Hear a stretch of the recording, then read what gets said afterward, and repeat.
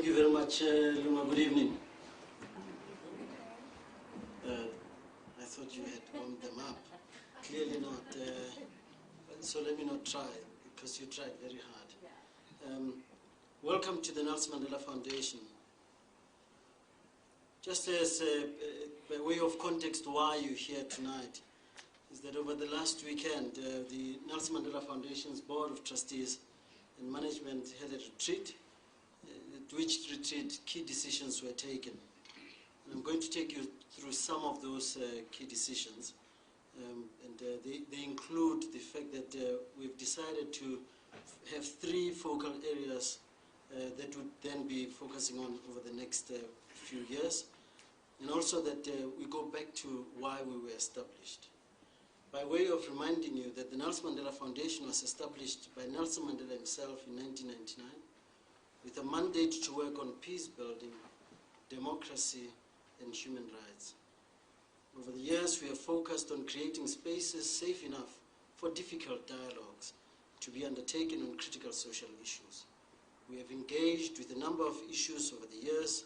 However, as we move into this critical period, our dialogue program will focus on the following 3 key areas: poverty and inequality, which includes dialogues around contentious issues such as land, identity politics, and reckoning with the past with the aim of healing the wounds of our past.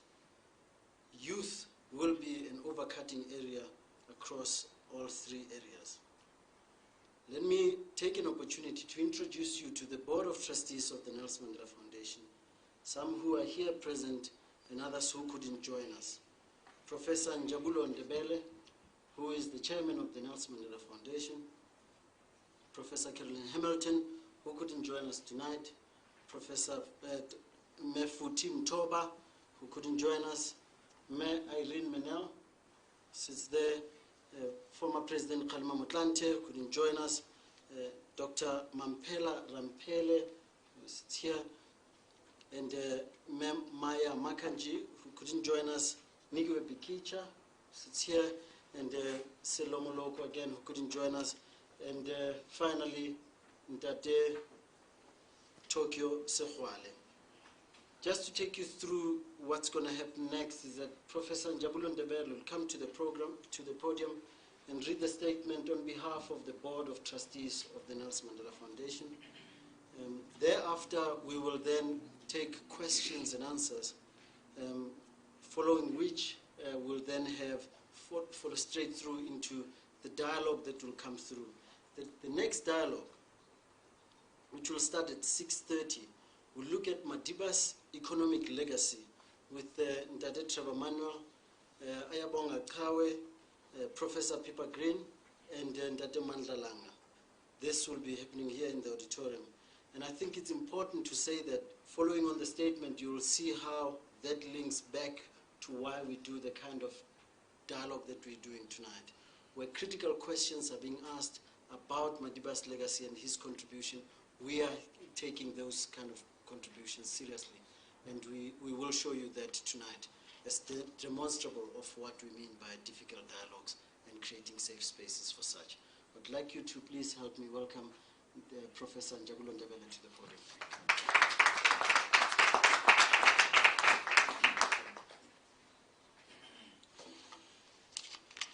Thank you very much, and good evening to you all.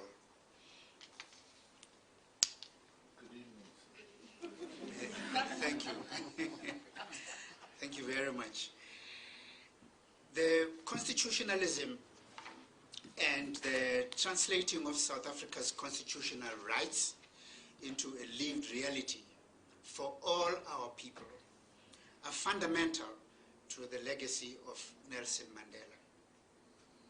Today, however, it is clear that our country's constitutional democracy is under threat and its political process in crisis.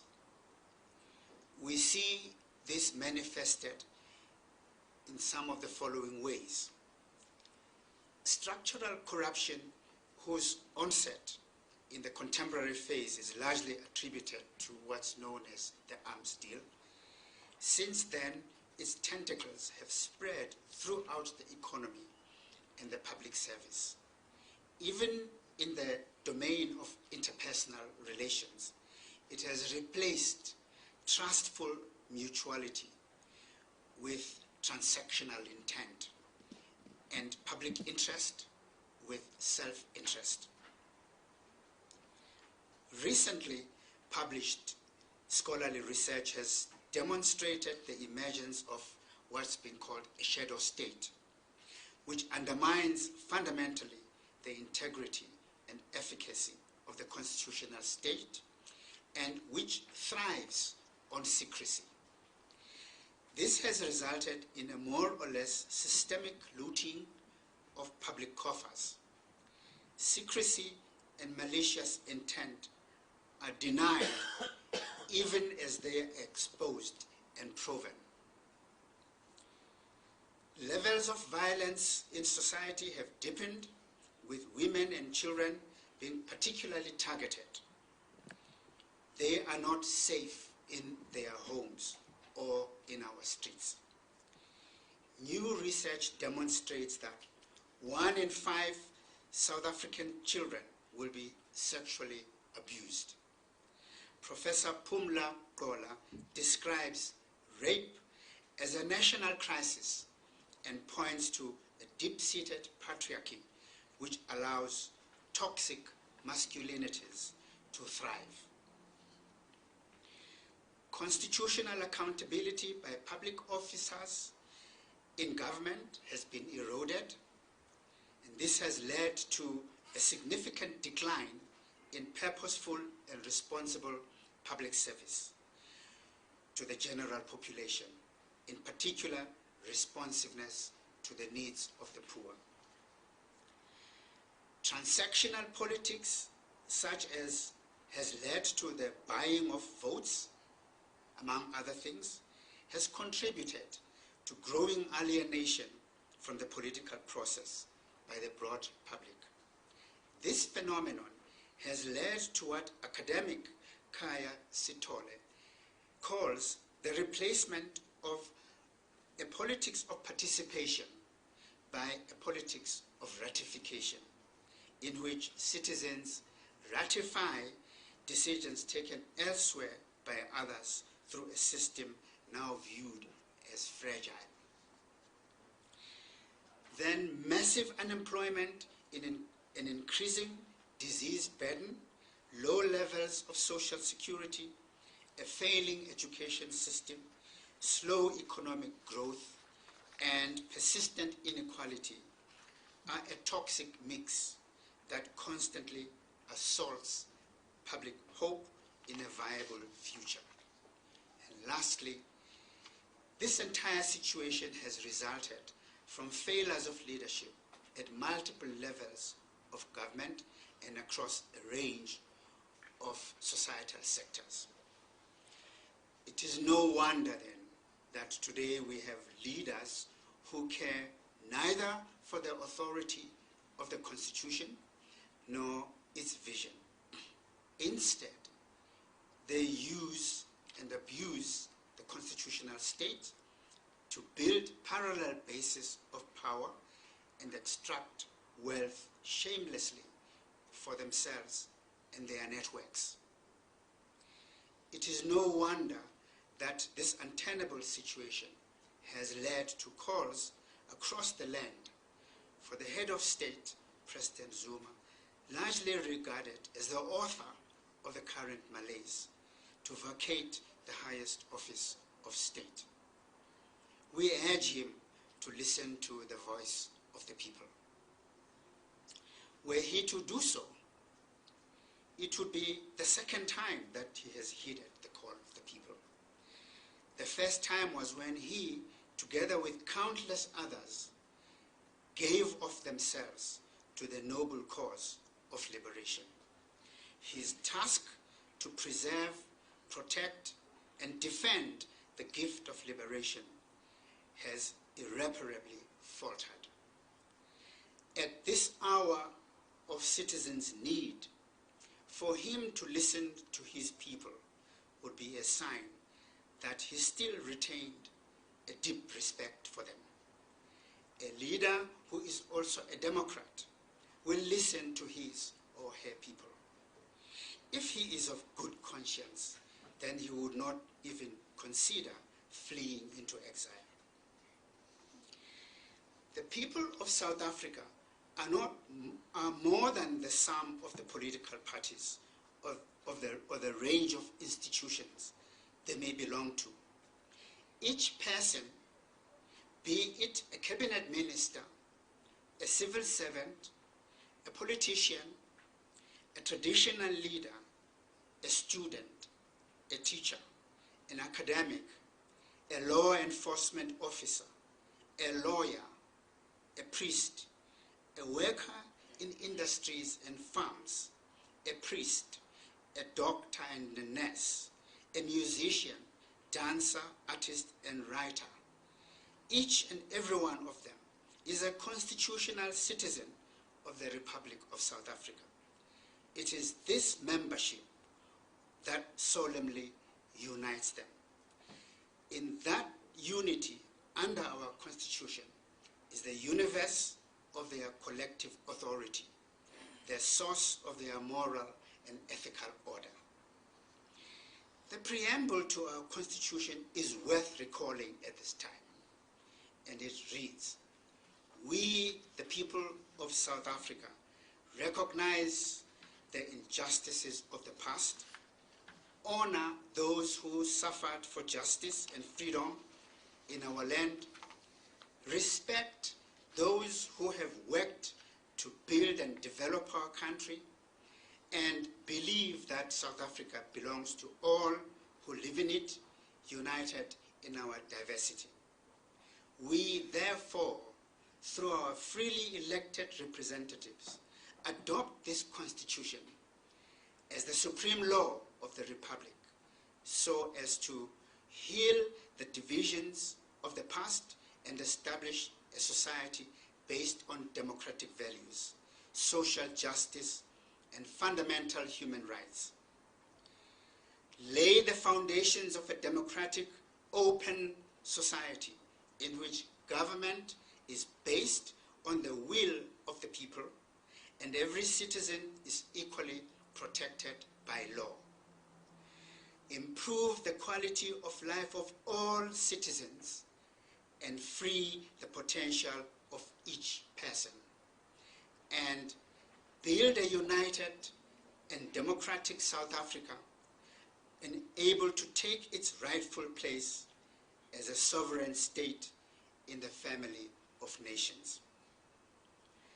Our work at the Foundation is inspired by this solemn preamble.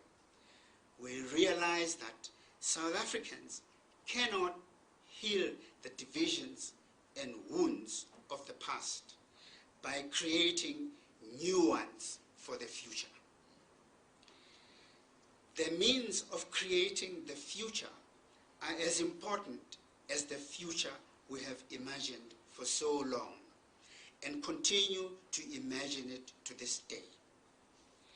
We believe that we should all endeavor and learn to justify our actions against the future. Inability to do that leaves us hostage to the past.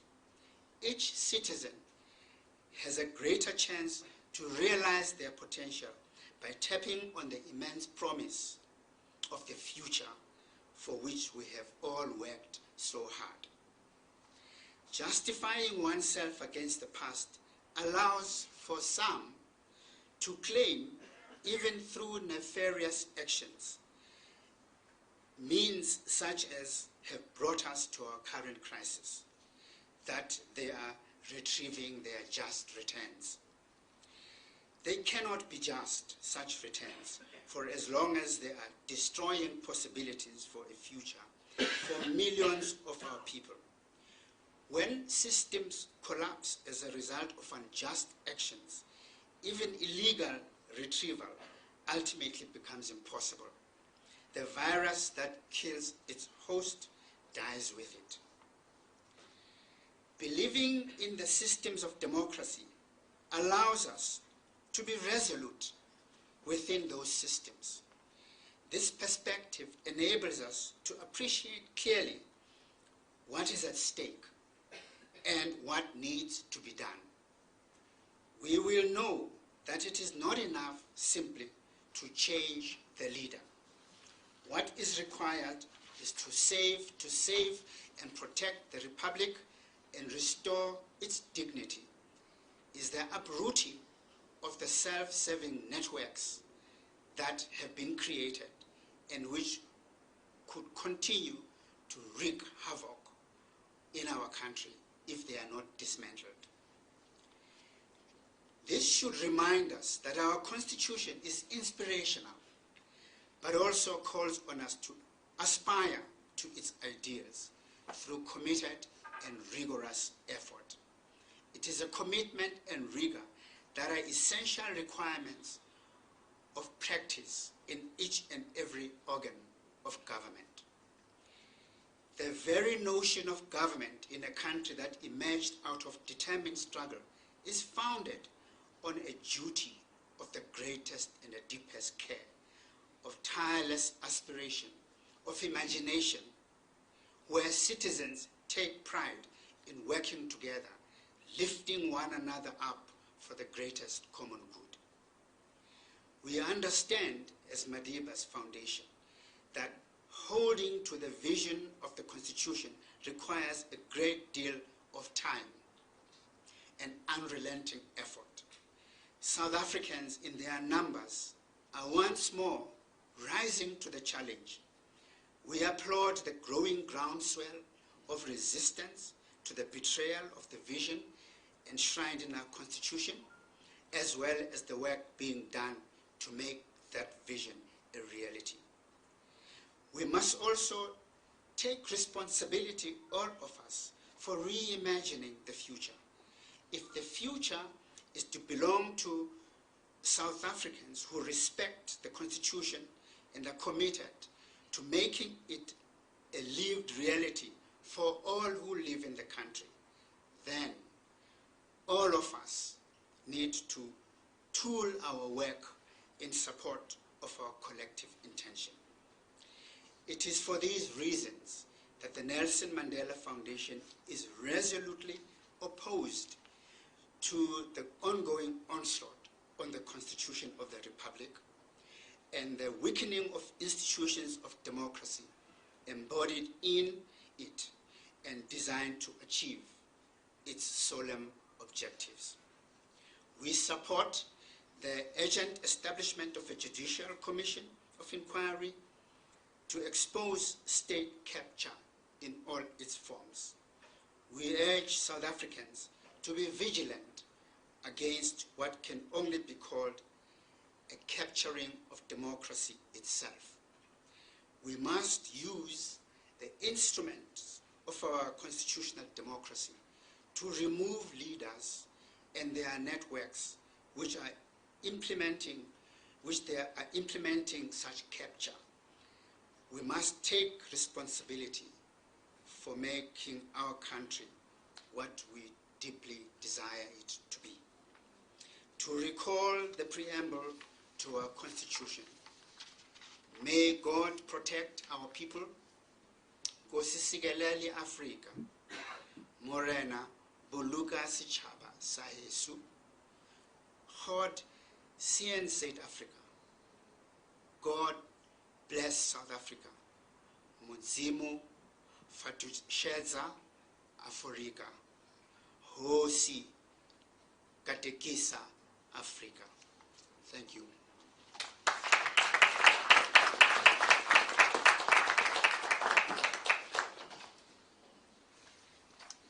Thank you, Chair. We're now getting to the Q&A session of this press briefing. Just to note that if anyone has questions for specific members of our board, that we'll make provision for you when we've wrapped this program, and we can do it outside in the exhibition area. But for now, I would like to take a few questions. Anybody? All right. Give me 1 second for your mic, please.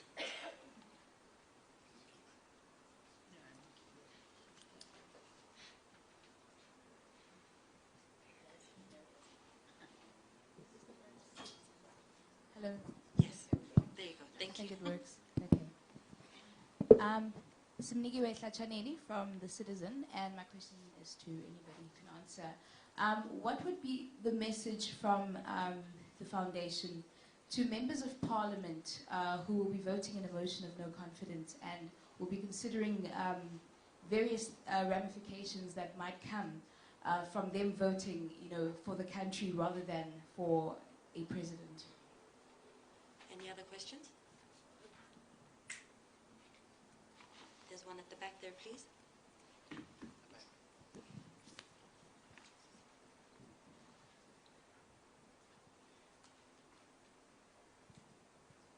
Thank you very much for the opportunity. It's Samgelo Masego from Jacaranda FM News.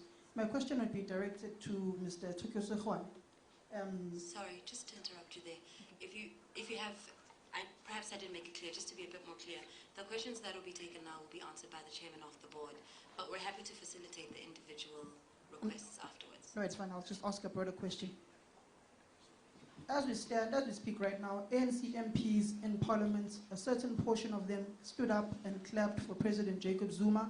Those who didn't stand stood up and clapped for their Deputy President Cyril Ramaphosa, clearly signaling that the ANC in Parliament is divided.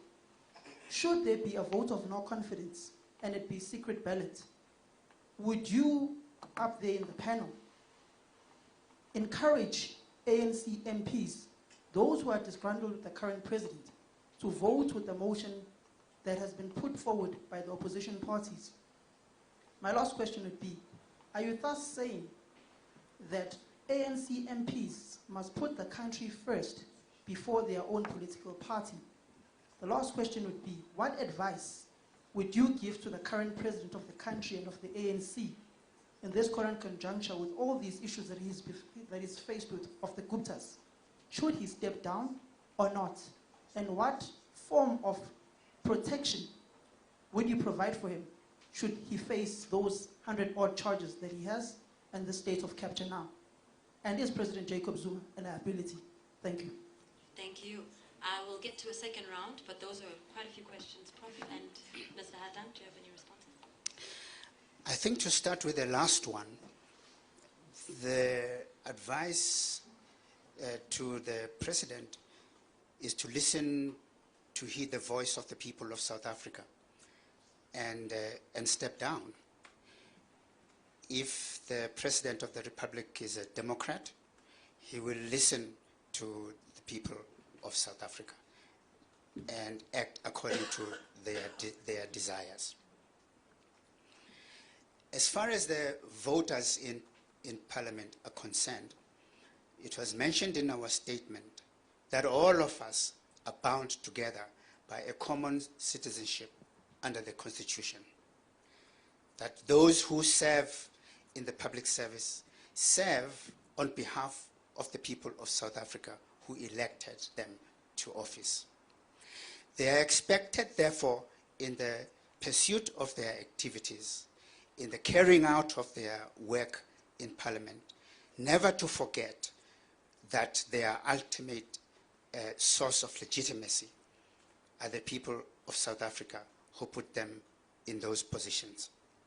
So we can only hope that and urge to vote according to their consciences on behalf of the constitutional democracy that was long hard fought for so long, and which we have achieved, and which we have to do everything in our power to protect and to preserve.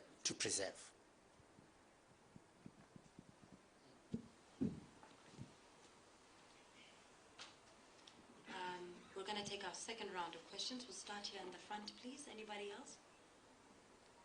All right. There's one in the middle row and one at the back. Hi. Good evening. Good evening. My name is Nani Mukadi. I'm from Independent Media.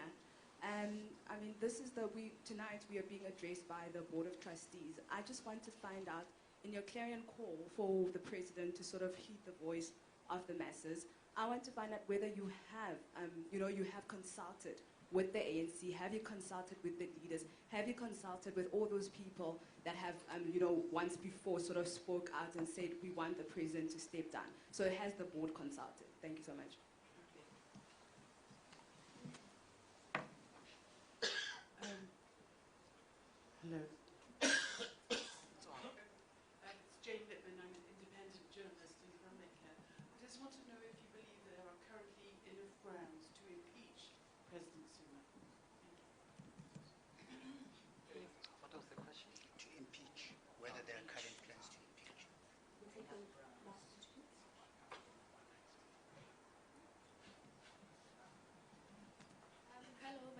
Jana.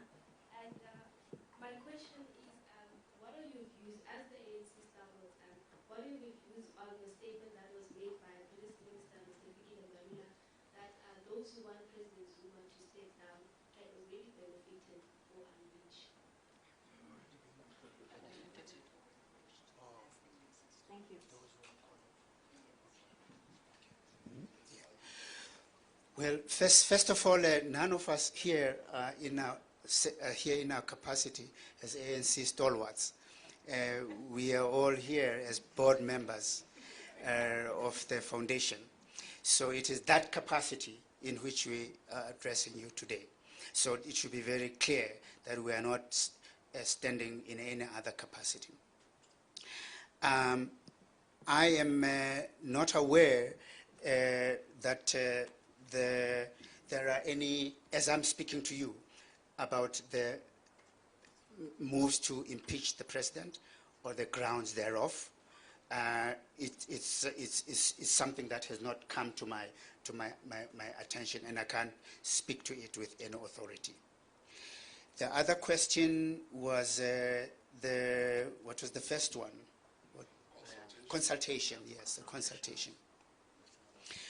We have been for many times now, we have made efforts, some successful, to interact with the ANC on issues that have arisen in the past. We have also made many efforts to interact with the president on those issues. Going forward, we will continue to make every effort to interact with the ANC and other important stakeholders as we move forward in addressing the current crisis in which we are in. We will continue to double our efforts in that regard. And we urge our citizens also to continue along the ways they have done to demonstrate their feelings and thoughts about the current state of events. We're going to take our last round of questions now because we need to start gearing towards the following dialogue. I see another one. Another two up front. Anybody else? All right. There's two up front and one closer to the back, and two closer to the back, and after that we'll wrap. Just a quick one, Mr. Migire again. You spoke of a crisis of, you didn't say the words crisis of leadership, but you basically alluded to a crisis of leadership within the African National Congress. And I think a lot of people basically focus on the problem being President Jacob Zuma rather than the entire leadership that led to him being elected in the first place. So my question is, do you think that there's a need for a complete overhaul of the National Executive Committee to just start things from zero and elect a completely new National Executive Committee for things to start going in the right direction? Thank you. Second question.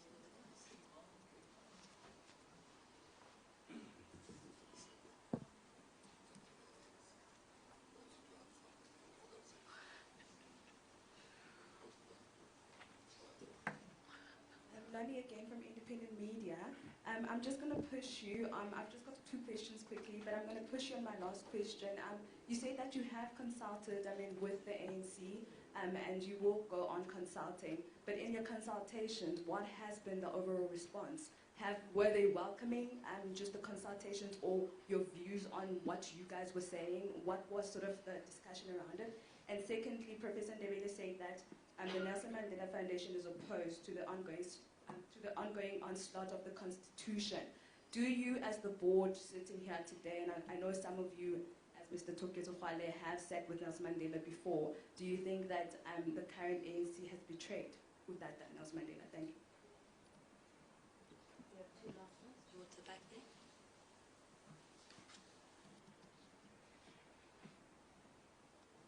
Thank you, Chair. My name is Hopewell Khadega with the City Press newspaper.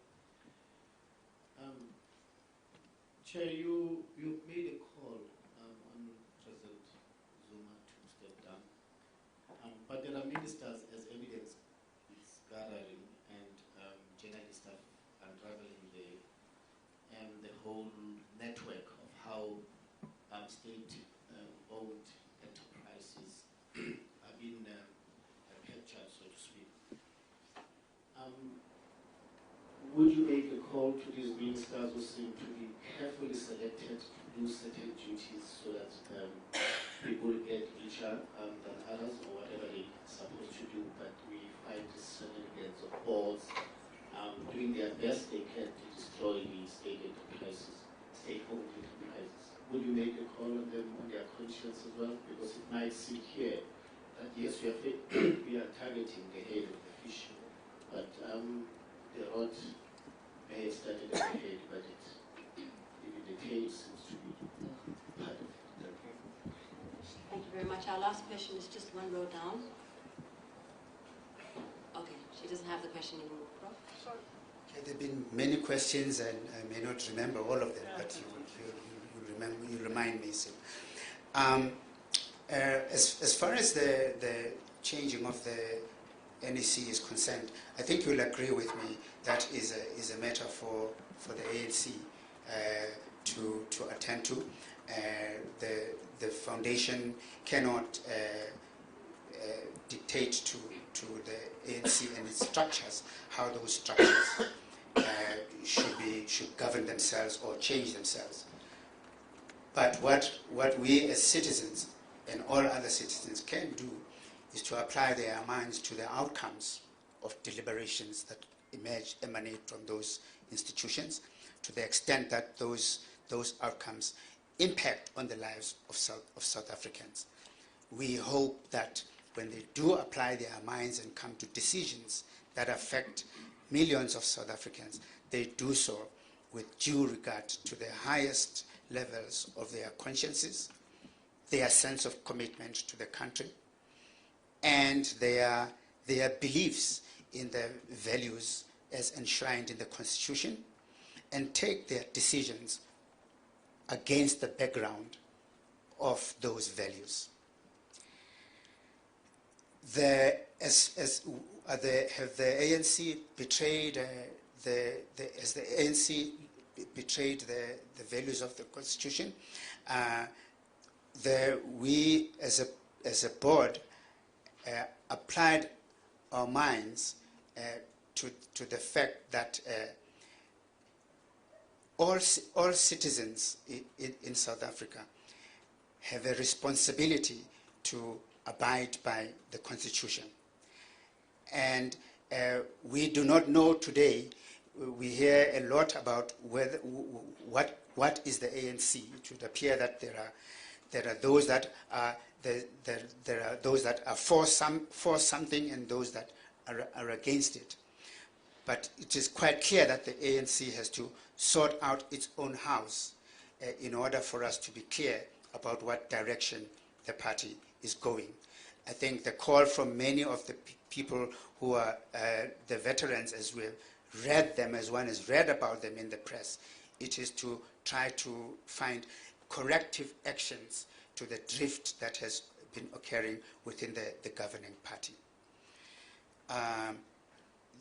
We referred not to individual leaders. It is very clear in the statement that it would be a mistake to focus on one leader, because a network of corruption has been set up, and removing one leaves the network intact. And so any corrective action will have to consider that fact and bear in mind that the tentacles are wide and spread out. What is the other one? The other one was about what the ANC's response has been. Or the ANC's, in our consultations with, I think thank you for coming back to that question about consultation, because I think they are related. It's more than the ANC that we have consulted, more than the presidency.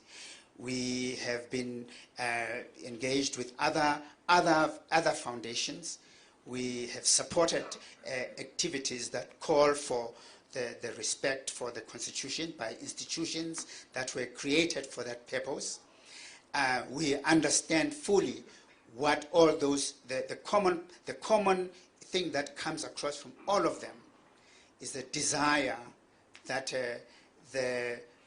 we be respected once more as a constitutional state, and that when a leader or leaders have done so much to undermine that state, then the corrective action has to be taken within what the Constitution permits in the resolution of those conflicts. Because if we go outside of the Constitution in resolving those problems, we create more problems than we are solving. As we said in the statement, when you cannot heal the divisions and the wounds of the past by creating more for the future. That is something we have to prevent at all times. Thanks, Prof. I think I'll just focus on the issue that was raised about the leader, Ndebele Khateb. Just to emphasize Prof's point is in the statement we're going back to reminding you that as a memory institution, we're saying let us resist the urge to be forgetful about what happened in 2007. 2007 was about focusing on the leader and the removal of a leader without looking at systems that needed to change in order to enable what is happening today. So if anything, if memory should serve us well, it's to say to us, we must resist 2007 as much as possible. And by that, we're not saying the concentration, in other words, we are saying concentration on the leader is not enough. Uproot everything that makes it possible for the leader to do what he's doing. It's only then that we can make sure that when we come to 2019, when we come to 2022, 2024, we make decisions not based on the cult of leadership, as it were, but on building cultures of accountability, building cultures of an open society, building constitutionalism. But finally, it's important that we say, again in the statement we're saying, we urge all South Africans to participate and not to be bystanders in the democracy that they fought hard for. This point was made all the more important, and I want to invoke Ahmed Kathrada here, because a year ago he took staff of the Nelson Mandela Foundation to Robben Island. And going through cell by cell, he was saying, so-and-so was in this cell for so long, so-and-so was in this cell for so long. And he looked at us and said, you know, it pains me that we can be so forgetful about where we come from. That you spend 10 years in prison, you spend 12 years in prison, you spend 27 years in prison, and you forget about that past, which is now bringing violence to our homes, which is making it possible for criminal networks to thrive because institutions of state are not doing what they're supposed to be doing. And we as the Nelson Mandela Foundation are saying we must restore order, constitutional order that we wanted to be there. But we cannot do that for as long as we are obsessed just with one element and not talking about all the elements that are there. And it's important that we just go back to that being, us being this memory a nation that is not forgetful. I think that's about it. Thank you very much. Thank you very much, Prof. and Mr. Hatang. Thank you to everybody who made time to come here today. This does bring us to the end of this program. We will start our dialogue on Nelson Mandela's economic legacy at 6:30, and we hope you'll join us there. Okay. Thank you very much.